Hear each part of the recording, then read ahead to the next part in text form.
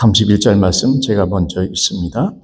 인자가 자기 영광으로 모든 천사와 함께 올 때에 자기 영광의 보좌에 앉으리니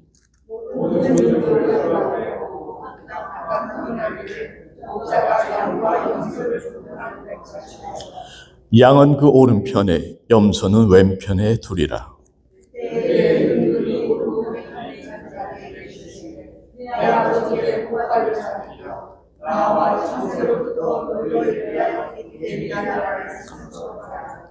내가 줄일 때에 너희가 먹을 것을 주었고 목마를 때에 마시게 하였고 나그네 되었을 때에 영접하였고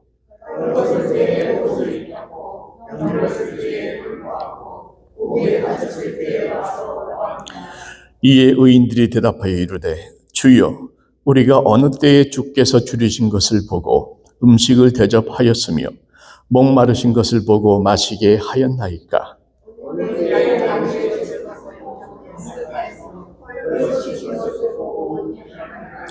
어느 때에 병드신 것이나 옥에 갇히신 것을 보고 가서 배웠나이까 하리니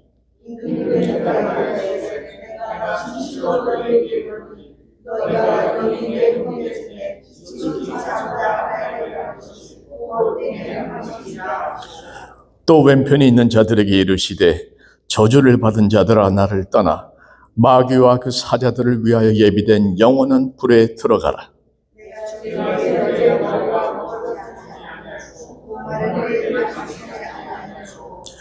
나그네 되었을 때에 영접하지 아니하였고 헐벗었을 때에 옷 입히지 아니하였고 병들었을 때와 옥에 갇혔을 때에 돌보지 아니하였느니라 하시니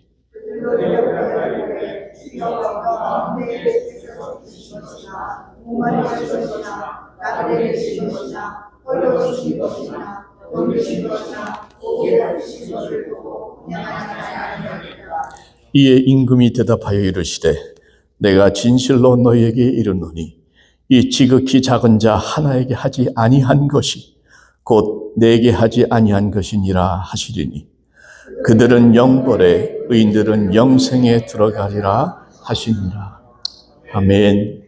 잠깐 기도하겠습니다. 하나님, 많이 들은 말씀입니다. 알고 있습니다. 이제는 그렇게 살게 하여 주옵소서. 그렇게 순종하게 하여 주옵소서. 그렇게 열매 맺게 하여 주옵소서. 말씀을 살아내는 우리 모두 되게 하여 주시옵기를. 사랑하는 우리 주 예수님의 이름으로 기도하옵나이다. 아멘. 앉아주시면 감사하겠습니다. 오늘 말씀의 제목은 부활 심판의 기준이 되겠습니다. 부활의 심판. 부제가 있습니다. 지극히 작은 자. 그것이 부제입니다. 부활의 심판은 지극히 작은 자를 어떻게 우리가 대하는가에 달려있다고 오늘 본문이 말씀하고 있기 때문에 그렇습니다. 여러분, 요즘 세대를 가리켜서 종말이다, 말세지말이다 많이들 얘기하죠. 실제로 돌아가는 상황 보면은 참 마음이 뜨끔뜨끔할 때가 많습니다. 여러분 기억나십니까? 팬데믹 때 정말 말세가 왔군 하는 분들 많았잖아요. 그러다 보니까 많은 분들이 이 종말의 그 시간대에 굉장히 관심이 많으십니다.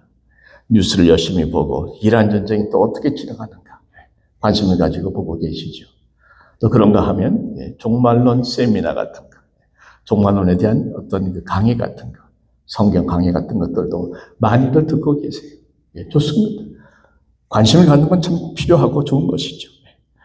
그런데 제가 드리고 싶은 말씀은 종말이 언제 오느냐, 이것보다 더 중요한 것은 거듭 말씀드립니다마는 나는 그 종말을 어떻게 준비하고 있느냐, 이게 더 중요한 거 아니겠습니까?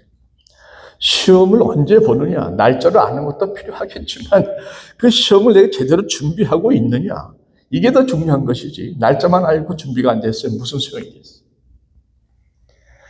심판을 언제 받느냐, 아는 것도 중요하겠지만 그 심판을 과연 나는 지금 제대로 준비하고 있느냐, 이것이 더 중요한 우리의 관심과 질문이 되어야 될 줄로 압니다.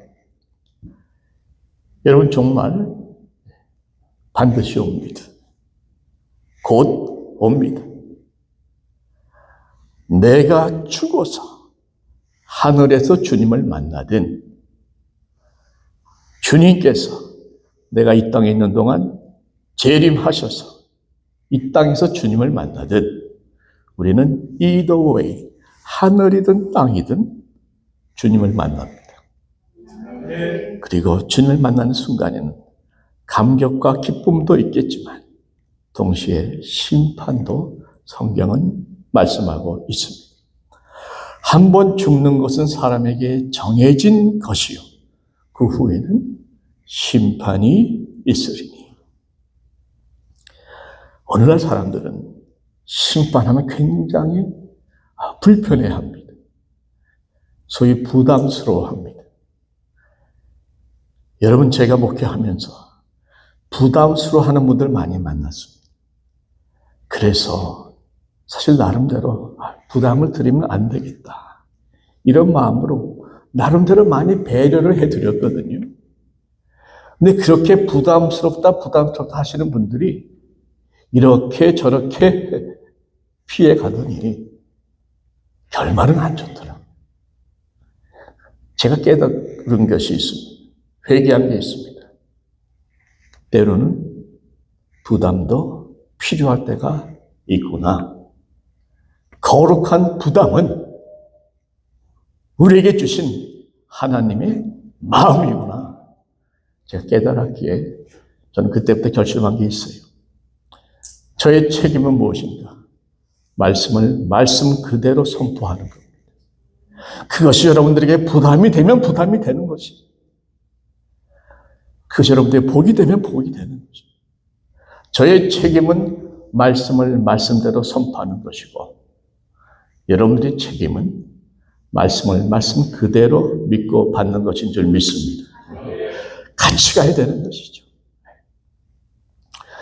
심판이라는 단어는 성경에 무려 600번이 넘게 나옵니다. 우리가 피해갈 수 있는 내용이 아닙니다. 어차피 맞닥뜨릴 거는 제대로 알고 준비하고 맞자 하는 차원에서 여러분께 거룩한 부담을 드립니다. 아멘. 그래요. 여러분, 예수님께서도 심판에 관한 말씀을 비유로 많이 하셨습니다. 오늘 본문이 25장이죠. 이 25장만 해도 10처녀 비유가 나옵니다. 마지막 종말을 깨어 기도하며 맞아라 하는 말씀이죠. 또 달란트 비유도 25장이 나옵니다. 달란트 비유는 하나님께서 각자에게 주신 달란트를 그날 심판의 날 어떻게 계산할 것인가를 자세히 설명하는 말씀입니다. 그리고 오늘 양과 염소의 비유가 나옵니다. 여러분, 양과 염소의 비유는 주님께서 심판을 준비하는 자들에게 꼭 기억해야 할 아주 결정적인 말씀이 담겨있는 비유입니다. 어떤 말씀인가? 여러분, 설교 다 오늘 잊어버려도 이 말씀 하나 마음속에 새기면, 이 말씀 하나 마음속에 새기면 저는 할렐루야 할 것 같아요. 지극히 작은 자 하나에게 한 것이 곧 내게 한 것입니다. 우리 한번 따라 합시다. 지극히 작은 자 하나에게 한 것이 곧 내게 한 것입니다. 이것이 심판의 기준입니다. 이 한 절 안에 종말을 준비하는 모든 원칙과 핵심이 다 담겨져 있어요. 오늘 이 말씀을 통해서 심판에 관한 좀 더 깊은 이야기들을 함께 나눴으면 좋겠습니다. 왜? 어차피 우리 눈앞에 놓여져 있는 우리가 맞아야 할 심판이기 때문에 그렇습니다. 첫째로 누가 우리를 심판하시는가? 심판의 배경을 좀 말씀드리면 아시는 대로 심판주는 누구세요? 예수님이시죠. 심판하시는 분이 하나님을 아는 분들이 많은데 정확히 얘기하면 성자 하나님 예수님이시더라고요. 31절부터 보겠습니다. 인자가 자기 영광으로 모든 천사와 함께 올 때에 자기 영광의 보좌에 앉으리니 모든 민족을 그 앞에 모으고 각각 구분하기를 목자가 양과 염소를 구분하는 것 같이 하여 양은 그 오른편에 염소는 왼편에 두리라. 여러분, 예수님의 재림은 온 우주적 사건입니다. 모든 민족을 다 그 앞에 모으신다 얘기하십니다. 예수님 초림 때는 종의 형체로 오셨습니다. 겸손하게 나귀를 타셨습니다. 십자가를 지시고 우리의 구세주가 되셨습니다. 예수님의 재림 때는 왕 중에 왕으로 오십니다. 심판주로 오십니다. 모든 천사와 함께 천사장의 나팔 소리와 함께 재림하시면서 영광의 보좌에 앉으십니다. 그리고 모든 민족들을 예수님의 보좌 앞에 모으고 각각 구분하기로 기록되어 있죠. 각각이라는 단어를 여러분 주의하시기 바랍니다. 모든 민족들이 다 모였습니다. 그런데 심판은 각각입니다. 그런 분들 가끔 계시죠. 나는 우리 마누라 치맛자락 붙잡고 가면 된다는. 여러분, 각각입니다. 죄송합니다. 마누라 따로, 영감 따로입니다. 우리 교회 같이 하면 얼마나 좋아요. 단체 입장 참 좋겠는데 아닙니다. 한 분 한 분 각각 예수님께서 심판하시고 구분하시는데 양과 염소로 구분한다고 되어 있어요. 목자가 양과 염소를 구분하는 것 같이 하여. 그러니까 지금 우리는 다 같이 앉아 있죠. 세상에 보면 많은 사람들이 다 섞여 있습니다. 지금은 누가 양인지 염소인지 모릅니다만은 주님 오시는 그날, 심판의 날에는 주님께서 양과 염소를 정확하게 구분하신다. 주님의 기준에 따라서 양과 염소를 나누는데 그 결과는 어떻게 되는가? 34절 보십시오. 34절. 그때에 임금이 왕 중의 왕 예수님이죠. 그 오른편에 있는 자들에게 양들입니다. 양들에게 이르시되 내 아버지께 복받을 자들이여 나와 창세로부터 너희를 위하여 예비된 나라를 상속받으라. 상속받으라. 여러분, 내 아버지께 복받을 자들이다. 그 복은 하나님께 속한 사람이 되는 복인 줄 믿으시기 바랍니다. 하나님께 가까이함이 내게 복이라 그래요. 복 중에 복은 하나님을 아는 복입니다. 하나님의 자녀가 되는 복입니다. 하나님께 속한 복이에요. 왜? 하나님은 만복의 근원이신데 하나님께 속했으면 하나님의 복도 우리의 복이 될 줄로 믿습니다. 복을 쫓지 마시고 하나님을 쫓으시라는 것이죠. 여러분, 우리 이 땅에 살면서 가끔씩 억울할 때 있죠. 오해받을 때 있죠. 아내를 위해서, 교회를 위해서, 형제를 위해서 나름대로 기도하고 애쓰고 섬기고 배려했는데 알아주지 못할 때 종종 있습니다. 많이 서운할 때 있습니다. 그런데 마지막 날 주님께서 말씀하세요. 너는 내 아버지께 복받은 자다.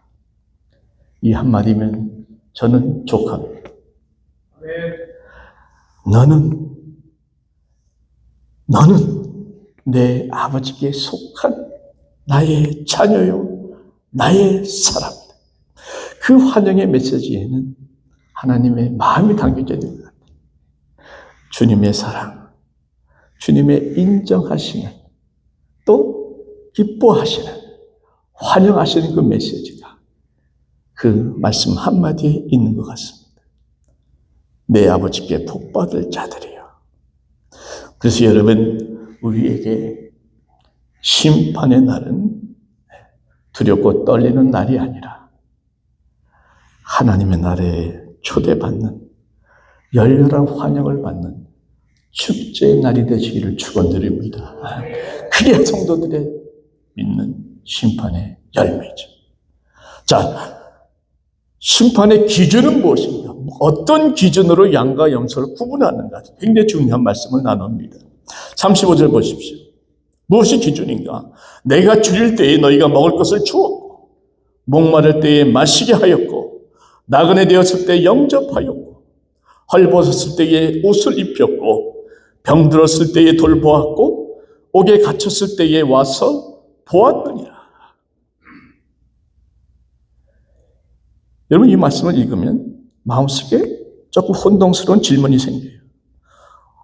그러면 착한 일 많이 해서 먹을 것 주고 돌봐주면 그러면 구원받네? 그럼 결국 선한 행위로 구원받는다는 뜻이 아닌가? 그럼 이 말씀은 행위 구원을 말하는 것은 아니에요. 분명히 말씀드리고 싶습니다. 만약 인간이 행위로, 선한 행위로 구원을 받는다 하면 우리 가운데 구원받을 사람 아무도 없습니다. 우리는 그만큼 선하지 못합니다. 그만큼 선한 행위 할 수 있는 사람 우리 가운데 없습니다. 또 한 가지, 왜 제가 행위 구원에 대해서 철저히 반대하는가 하면 우리가 선한 행위로 구원을 만에 하나 받는다 치더라도 그렇다 하면 질문, 예수님은 왜 돌아가셨습니까? 내가 열심히 살아서 착하게 살아서 구원받는다 하면 우리 예수님 왜 그렇게 십자가 위에서 그 피 흘리시는 고통과 고난을 겪으셨냐 말이에요. 우리가 할 수 있다는데 우리가 할 수 없으니까 예수께서 대신 우리 죄를 사하시고 거룩의 첫 열매로 들어가신 줄 믿습니다. 그래서 내가 행위로 구원받을 수 있다 하는 것은 예수님의 십자가를 멸시한다고 표현할 수 있죠. 거부하는 행위를 보기 때문에 전 철저하게 구원은 믿음이요 은혜라고 확실히 믿고 여러분께 선포합니다. 그러면 이 말씀은 행위 구원이 아니라면 무엇인가? 이 말씀은요, 잘 들으십시오. 구원에 이르는 참된 믿음은 반드시 열매를 맺는다 하는 말씀. 구원은 오직 믿음으로 완성되지만 이미 구원이 완성이 되고 난 후에는 그 신자의 삶에, 성도의 삶에 좋은 열매가 자연히 맺히게 되어 있다 하는 것입니다. 여러분, 믿음 뿌리라고 말씀드렸지 않습니까? 뿌리가 살아있으면 위에 나무까지 아무리 꺾고 자르고 해도 뿌리가 살아있으면 그 나무는 다시 살아납니다. 그리고 반드시 열매를 맺습니다. 뿌리가 살아있으면 나무가 내가 열매를 맺으려 애쓸 필요가 없어요. 붙어만 있으면 열매가 맺히게 되어 있습니다. 뿌리에서 공급이 오잖아요. 마찬가지. 우리의 믿음이 살아있으면 우리의 삶 속에 그 믿음의 선한 열매가 사랑의 행위로 맺힌다. 그런데 우리는 믿음은 보이지 않지 않습니까? 그러니까 열매를 보니까 그 사람의 삶의 행위를 보니까 그 사람의 믿음의 진위를 가릴 수가 있다는 것이죠. 이것이 주님께서 하시는 말씀이에요. 선하게 살았으니까 양이 되고 염소가 되지 않는 것이 아니라 너가 선하게 사는 그 모습을 보니까 넌 진짜 양이구나. 예수님이 판단하신다. 다시 말씀드립니다. 내 믿음이 진짜 살아있는 구원에 이르는 믿음이라면 사랑의 열매가 반드시 맺히게 되어 있습니다.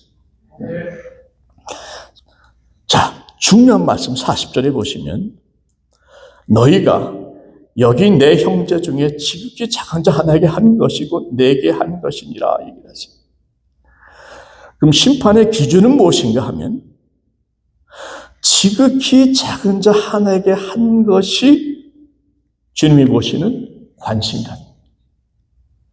주님은 우리가 얼마나 거창한 일을 했는가 이걸 보시는 것이 아니라 지극히 작은 자에게 어떻게 대했는가 이걸 보신다는 거예요.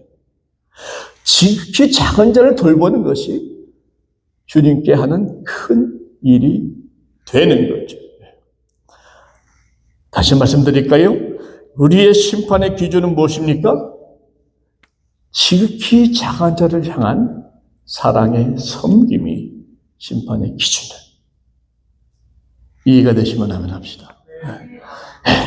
그래서 그 심판을 어떻게 준비하는가? 어떻게 그날 준비할 것인가? 지극히 작은 자를 주님 섬기듯이 섬기면 되는 것이죠. 자, 37절부터 보십시다. 심판의 준비. 이에 의인들이 대답하여 이르되 주여 우리가 어느 때에 주께서 줄이신 것을 보고 음식을 대접하였으며 어느 때에 나그네 되신 것을 보고 영접하였으며 헐 벗으신 것을 보고 옷 입혔나이까? 어느 때에 병드신 것이나 옥에 갇히신 것을 보고 가서 배웠나이까 하리니. 이거 양으로 분리된 사람들도 놀란 거예요. 그 사람들은 예수님을 섬겼던 기억이 없습니다. 다만 작은 사람들, 도움이 필요한 사람들을 그냥 사랑의 마음으로 도와준 것뿐이에요. 그런데 주님이 뭐라 말씀하십니까? 내가 진실로 너희에게 이르노니 40절에 지극히 작은 자 중에 한 것이 곧 내게 한 것이니라. 이 말씀은 심판을 준비한 우리에게 너무나 중요한 말씀이 되겠습니다. 내 형제 중에 지극히 작은 자. 지극히 작은 자라는 말씀은 실제 원어 말고 아주 작은 자라는 뜻이에요. 아주 보잘것없는 자라는 뜻입니다. 사람들 눈에 잘 띄지 않고 뒷자리에 앉아 계십니다. 예를 들자면 몸이 좀 불편하셔서 좀 나서기 꺼려 하시는 분들 있지 않습니까? 거동이 불편하신 분들 계실 수 있고 또 장애자들도 있을 수 있고 또 경제적으로 많이 부족하니까 괜히 본인이 좀 남들 눈 보기가 꺼리는 것 같아서 뒷자리에 조용히 계신 분들 계시고 눈에 잘 안 띄는 분들, 잘 기억이 되지 않는 분들, 노숙자도 포함되죠. 홈레스들도 포함돼요. 홀로 계신 우리 어르신들 얼마나 외로우세요. 그런 분들 평상시 앞에서 잘 안 보이지만 어딘가 뒤에 외롭게 홀로 누군가의 도움이 간절한 분들이 있습니다. 자, 중요한 것은 지극히 작은 자에게 한 것이 곧 내게 한 것이니라 말씀하셨죠. 잘 들으십시다. 지극히 작은 자에게 한 것이 곧 내게 한 것과 같다 말씀하지 않았잖아요. 지극히 작은 자에게 한 것을 내가 한 걸로 내가 인정해 주겠다 말씀하지 않으셨잖아요. 곧 나에게 한 것과 같다 하신, 나에게 한 것이다 하신 말씀은 지극히 작은 자와 주님을 동일시한 거예요. 그렇죠? 그에게 한 것이 나에게 한 것이다. 그와 나는 동일한 거죠.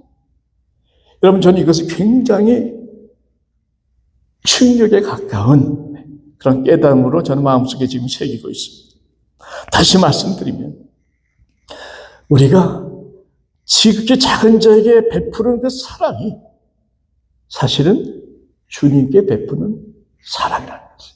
아멘. 여러분, 저는 이것에 대해서 굉장히 심각하게 고민하고 싶어요. 누군가를 돌보는 것이 그에게 사회적 봉사를 하는 것이 아니라 바로 그에게 드리는 봉사와 섬김이 주님께 드리는 사랑이라 하는 겁니다.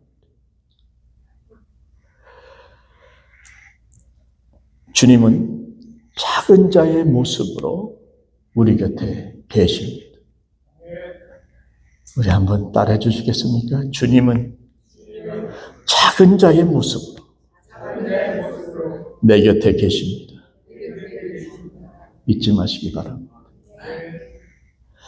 여러분, 이름 없는 한 사람, 눈에 잘 띄지 않는 사람, 그분에게 물 한 컵 건네주고 밥 한 끼 대접하고 가끔 전화로 안부 한번 물어봐 주고 또 여건이 되면 가끔 찾아가 뵙고 이런 것들이 우리에게는 뭐 그렇게 대단한 거 아니잖아요.